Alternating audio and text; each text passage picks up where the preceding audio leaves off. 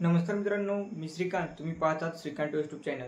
मित्रांनो, ई पीक पाहणी खरीप हंगाम 2025-26 जो काही आहे यासाठी आपल्याला ई पीक पाहणी करणे गरजेचे आहे.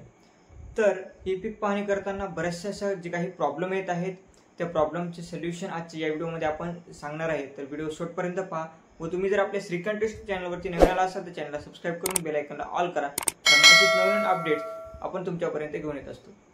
तर मित्रांनो, ई पीक पाहणी करते वेळेस बऱ्याचशा शेतकऱ्यांना एक मेन प्रॉब्लेम जो आहे तो म्हणजे आपल्या शेतामध्ये सुद्धा जाऊन जो काही ई पीक पाहणीचा ॲप आहे तो चालत नाही व्यवस्थितपणे.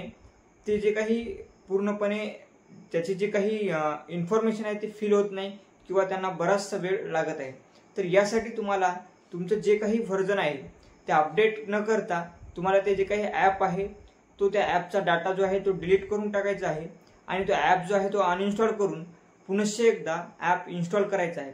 त्यानंतर जे काही ई पीक पाहणी आहे ते सुरळीतपणे जो काही ॲप आहे तो सुरळीतपणे चालणार आहे.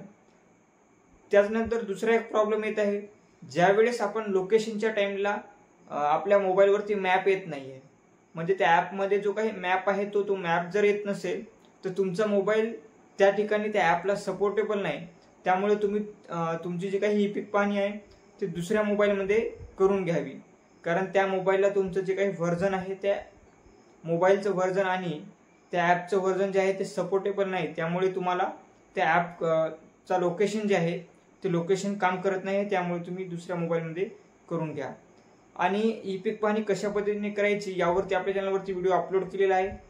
त्याचबरोबर त्या ॲपमध्ये जे काही इश्यू आहेत ते सुद्धा दुसऱ्या व्हिडिओमध्ये सांगितलेले आहे.